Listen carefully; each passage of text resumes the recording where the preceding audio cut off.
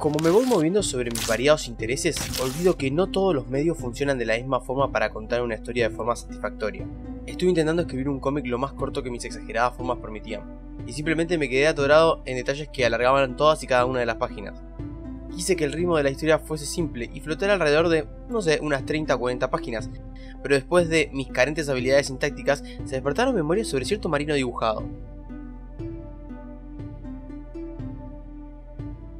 Durante mis épocas de instituto, el ingenioso profesor Federico Lenz, cuya materia en sonido no tiene absolutamente nada que ver con lo que voy a exponer, me ayudó de buena fe a terminar uno de mis proyectos finales de documental.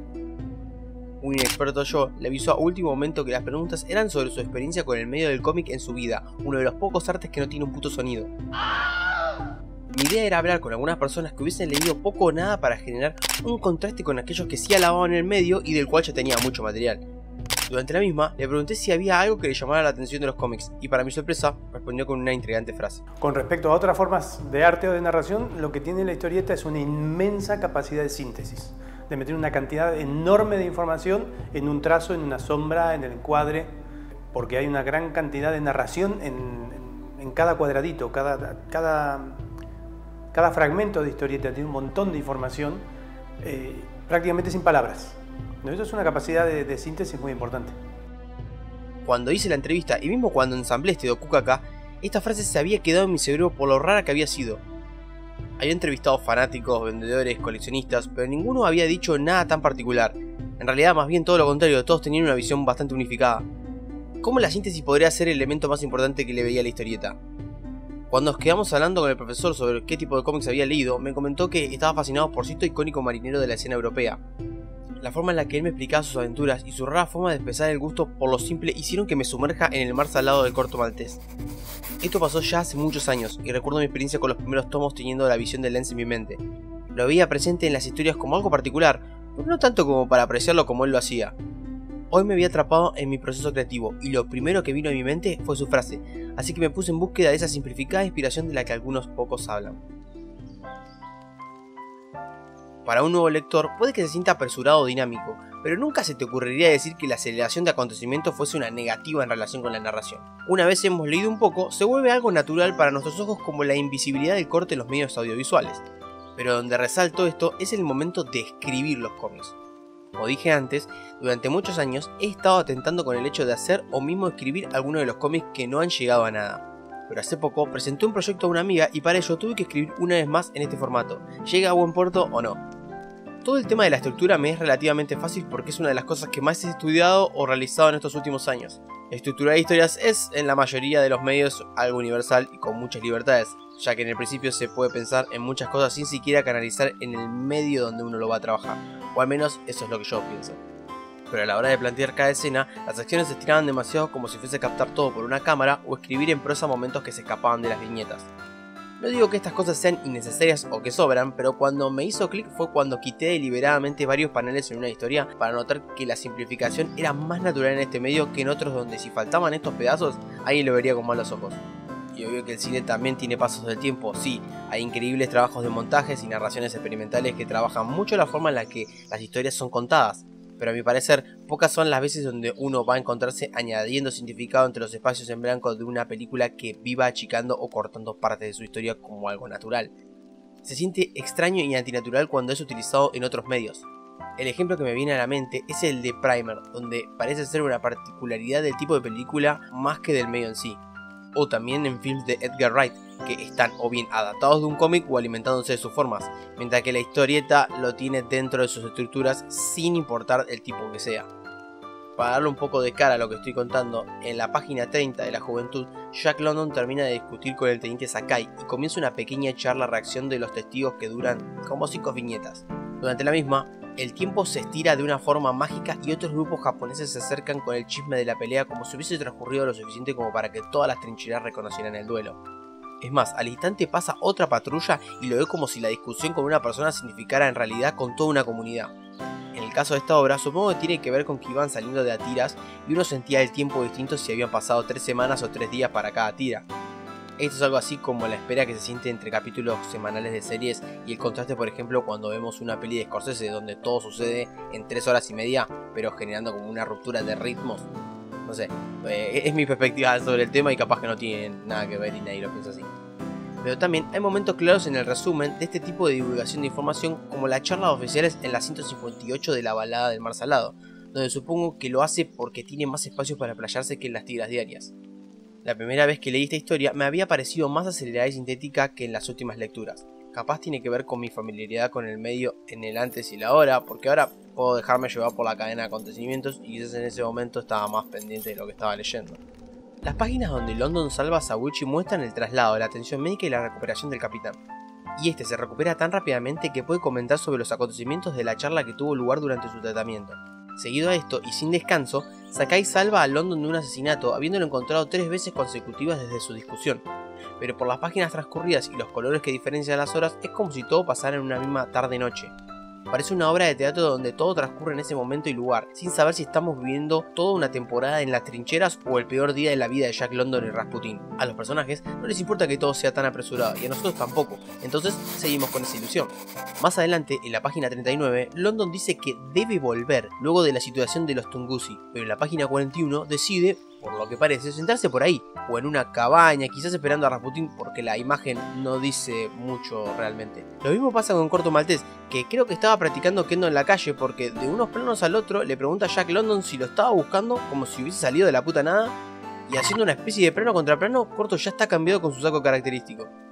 Quizás sea porque Jack London no es parte de las viñetas donde ocurre la pelea y esto da ese pequeño paso de tiempo, pero creo que esto no está hecho para ser leído de esa forma. Es un poco más vistoso para algunos solo porque prestan suma atención a los paneles individuales en vez de una historia secuencial, pero para la mayoría este cambio tendría que ser imperceptible. En medio de este hace que los espacios entre paneles se sientan tanto parte de una escena como del paso del tiempo que ellos quieran, haciendo saltar de uno al otro como en planos de la odisea en el espacio, pero sin que pienses en ello, o que lo pienses, pero que no seas terriblemente consciente. Como dije, había leído otras historias del Corto Maltés, pero ya había pasado años de esto, y lo que ahora me parecía una cualidad general de sus cómics puede que solo fuese mi mala memoria. Leyendo las primeras páginas de la balada del Mar Salado, descubrí que no sentía esta técnica tanto como en el pasado. Tal vez tuviera que ver con que la juventud es un monstruo particular por la forma en la que salió y su falta de continuación. O sea, el tiempo se siente como si se moviera de una forma particular, pero no parece algo tan propio de las imágenes, sino de la narración que hay entre ellas. Acá estamos hablando de casi 300 páginas, hay mucho más lugar para explayarse en detalles y que es una obra más temprana del autor, además de que hay más referencias al movimiento del tiempo en los paneles. Pero más adelante, poco a poco va mostrando sus formas. En página 97 comenta que un personaje llamado El Monje llegará en varios días y aunque pasen 11 páginas, cronológicamente solo llegan a una casa, dan un paseo, intentan asesinarlos y caen al agua en una sucesión de acontecimientos que no parecen más largos que 3 horas. Cuando Corto va a ver el supuesto perpetrador, les avisa que el monje ya se encuentra en la isla. Otra vez, no hay indicaciones que muestren ningún tipo de cambio de ciclo, pero por las mismas páginas y acontecimientos se empiezan a dar por alto el reloj. En las 174 y 175 pasa algo gracioso para mí. Corto se encuentra al monje después de haberlo traicionado con Caín. Cambian 2 palabras sobre planes que no van a poder ser y cuando se separan al plano siguiente, Corto escucha un tiro.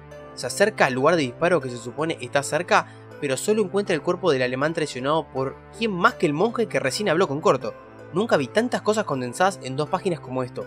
Traiciones, planes, acciones y más traiciones. También, la cura del tiro de Slater se hace de un panel al otro en la 176, pero el milagro de la salvación ya había sido planteado con 3 intentos de asesinato de Corto Maltés en páginas anteriores. Ya para la mitad y el último cuarto de la historia, los marcadores temporales casi desaparecen y el tiempo empieza a avanzar de asaltos entre paneles, desde el juicio a la ejecución a los días que pasan por estas charlas de los oficiales, los comentarios de Caín sobre el tiempo que pasaron y cuando llevan el sobre a Corto, explicando que hace tiempo que no se veían, cuando para nosotros son 2 páginas. Pequeños círculos y patrones curvos de tinta es lo único que se necesita para diferenciar la negrura del abismo que plantea el mar de Hugo Pratt. Mundos enteros que con 2 líneas rellenas de oscuridad enseñan de lo que los dibujos son capaces. Y no estoy borracho, sé muy bien que la escritura es aún un medio más simplificado, las palabras son capaces de generar un espectro limitado de imágenes con una simple frase, pero este es un medio infinito para que el autor retrate con exactitud el gran espectro de su imaginación. El juego no está en dejar a la imaginación cada una de las cosas, sino aquellas que se encuentran entre las viñetas, una especie de ambigüedad selectiva que solo se deja una parte de la información a la invención del lector. Cuando se trata de un medio narrativo visual, es imposible ganarle a los cómics en cuanto a la accesibilidad. Este medio le permite a uno proyectar la visión de los autores lo más fidedigna posible a lo que se le ocurre dentro suyo. En cambio, lo que se necesita para generar una imagen de CIA en medios audiovisuales puede ser desde lo más complejo hasta lo imposible para un sujeto común. Se puede grabar una montaña, pero necesitas conseguir no solo aquella que se asemeje a lo que vos necesitas para tu historia, sino el ángulo preciso, la cámara, sus aditivos particulares, y encima estar ahí a la hora del día exacta en la que podés generar esa situación tan específica. Eso y ni hablar de las burocracias que podés necesitar para los permisos de cientos de locaciones distintas y para miles de tomas diferentes. Si hablamos a fines prácticos, no hay mejor medio artístico narrativo que permita a cualquier tipo común expresarse en su mayor esplendor sin más que un lápiz y una hoja. En lo único en lo que supongo este medio podría ser inferior, y no estoy completamente seguro, es en el uso de la banda sonora. Aunque sería una exquisitez el poder controlar el sonido de cada página, también es algo interesante cómo el sonido se crea no solo con las palabras escritas, sino con las distintas expresiones que en nuestra mente suenan tan claras como si lo hubiésemos puesto play. Además, es mucho más divertido utilizar lo que está al alcance del medio para generar esa manipulación de las emociones en vez de llorar por aquellas que simplemente no posee. Durante toda la balada vemos los sonidos de las armas y explosiones, pero me animo a decir que es en la ejecución de Slater donde más claro queda este punto. En esta, no se muestra ni siquiera las onomatopeyas de los rifles, sino que el impacto sordo se siente en las reacciones de sus amigos y enemigos. El estilo de los primeros trabajos de Corto Maltese es tan simple que muchos de sus personajes son difíciles de diferenciar a primera vista. Más si tiene pelo recortado y la barbilla cuadrada. Es ahí donde estas líneas mágicas saltan a la acción. Lo que puede ser Slater, el tío Reinaldo o Corto Maltese termina resaltando por aquel aro o cambio repentino de look solo diferenciado por un poco más de pelo o barba incipiente. Varios nativos parecen estar dibujados para verse y vestirse de una forma similar, pero son en los ornamentos donde uno encuentra la diferencia y hace que no pienses que los personajes revivieron solamente porque se parecen demasiado. Estoy viendo el color porque supongo que muchas de estas obras fueron editadas en un principio en blanco y negro. Entonces, aún con esa simplificación de información, las líneas que forman los rapados, huecos de barbilla, ojos de vidrio, bigotitos, aros, sombreros y demás, hacen que un estilo de arte tan icónico y ambiguo permita diferenciar un millar de personajes. En distintos viajes por el mar, pero principalmente los de Pandora con Tarao, ni siquiera son necesarias las líneas que delimitan las hojas con el cielo. Dejan de existir fronteras y se unen con el blanco de la hoja en una infinita ilusión que no nos suena para nada extraño.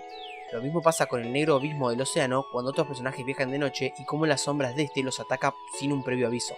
Los personajes hablan un idioma distinto en estas historias, uno que simplifica acciones, situaciones y relaciones enteras.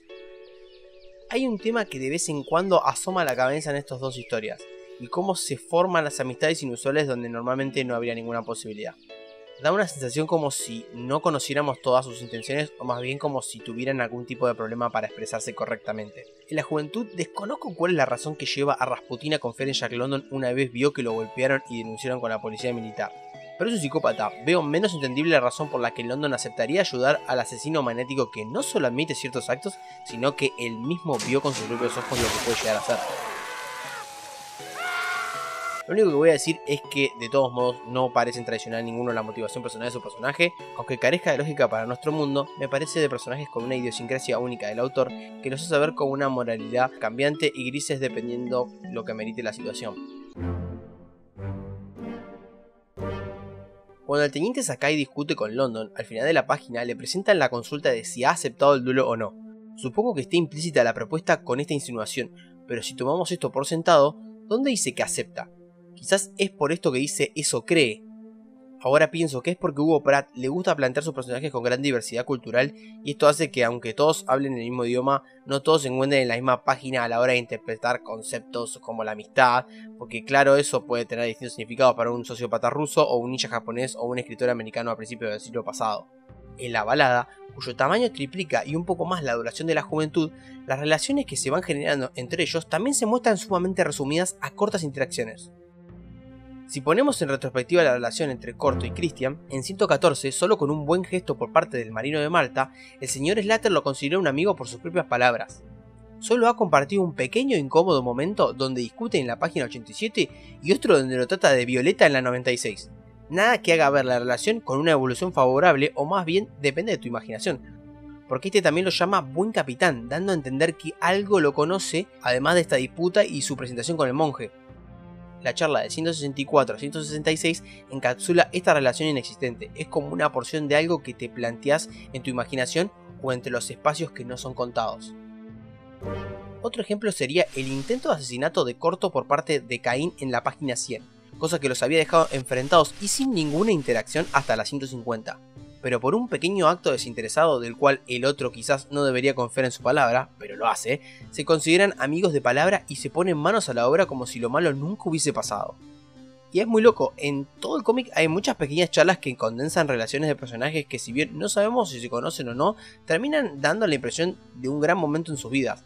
Por ejemplo, la de Rasputín con Corto en el 194 o la de Corto con Esbrindolín en el 195 y 196. Puede sonar como que esto me lo saco de la galera para justificar lo que vengo contando, pero realmente creo que este tipo de planteamiento de relaciones no está bien visto en otros medios.